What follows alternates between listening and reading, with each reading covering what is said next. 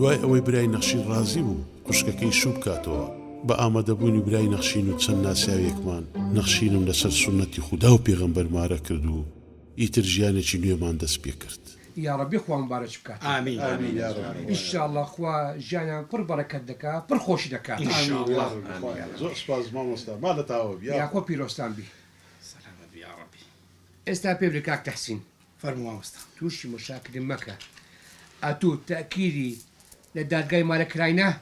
مامۆستا گیان ئەمن بە خۆم لەگەنیان چوومە محکەمەی وەنیە کاک مەجید زۆر ڕاز دەکات مامۆستا هەتا حاجی عەبدوڵای خۆشمان لەگەدا بوو تەوا سەلام. مادەم ئەوتان لەگەدا بوو هیچ دەمی چێشە هەندێک نەبی نا. یاخۆ پیرۆستان بی.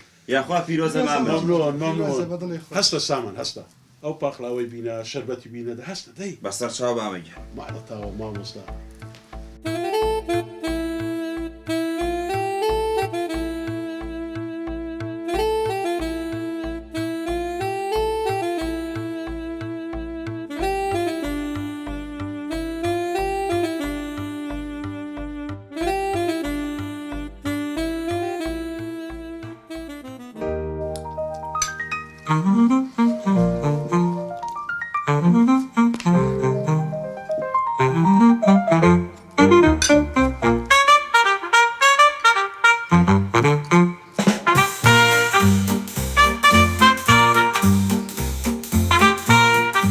ئەی دەستەکانت خۆشبی نەخشی باوەڕ دەکەی 10 ساڵیش دەبی ئەم دۆڵمەچی وا خۆشم نەخواردی نۆشی جانت بێ بەنانی خۆباتێر بێ دەخۆم زان سوبحانەڵڵا تەماشا ئەو نانەی ئێدە وەڵڵی بە حەسرەت بم ڕۆژێک نانەچی ئەو هەموو خوارد با لە ماری خۆم دایم سەمونی 3 ڕۆژیان لە پێشم دادەنا ڕق نەدەیزانی دۆڵمەچی دێنێ نەدەیزانی برنجەچی دێنێ هەر لێگەڕێ ئەرە مەجید دەبەستە باسی وان مەکە والله ڕاست دەکەی ئەوجە مەجید یاڵا هێشتا شیرینی دەستی منت نەخواردیە تو بەڕاستە سماشتیت کەس دەزانی ئەدی محەلەبیەکەم زۆر زۆر تایبەتە خەنیت دەکەم لەگەڵ محەلەبی ئەمە چەند حەزم لەم حەلەبیە ئەدی کاستەر ئەرێ وەڵڵا تۆ بزانت چیت بۆ لێ دێنم بزانت چۆن خزمەتت ئای دەکەم خوایە زۆر شکر ئەوە دەبی ئەم چی شەشی باشم کردی ئەو ژنە خاتونەت بە نسیبی من کرد زۆر شکر خودای گەورە دەخۆم دەستی خۆم لەگە بەخۆم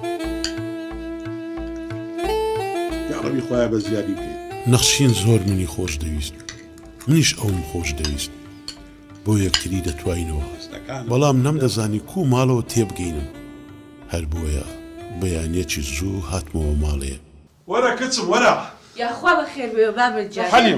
سەر چاوم وەرە حەلیم وەرە ئای بابا ئای کچم بابت چەند بەختەوەرە گەمزە الحەمدولله ئینشەڵڵا هەر وابی ئەرێ مەجید ئەوە تو شەیدنە نەهاتبیەوە وەڵ هاتوو بزانی هاتوو بەردەوام دوعا وزار نەدەکردی شەشی ببینمەوە ئەی باوکە دۆزیتەوە خوا دوعا وزای داکتی قبول کرد ئەخر چ ئیشەکەم ئیشەک دیتەوە کچەکەم ئیشەکەم دیتەوە نەبیتەوە چ ئیشێک والله ئەوەی ڕاستی بی کچەکەم برادەرەکەم هەیە وەخت خۆی دەمناسی هەبوونا ئیمارەی دەکرد چای بە من کات حەلیم گوتی مەجید مادەمێ تو تەقابیتی نەمارێ دانیشتی لۆ نایە لێرە ببێ حەراس هەتا سبیانێ بەشەو بە ڕۆژیش هەروە ناومانم دا وی الحەمدولله یا ڕەبی خوا خێری بنووسێت والله کوڕە مهم ئەتوو مرتاح بی لە پرتەوبۆڵی ماڵت نەجار بیتە نەزانین چ پرتەوبۆڵەکتە کرد کچەکەم خۆزگە بابەت پێش 10 ساڵ پێش ئێستا ئەو ئیشەی بدیت بایەوە خۆزگە باوکە جان بەخوای دوعا و نزات قبوڵە ئای خوایەوە چ دوعایەکت کرد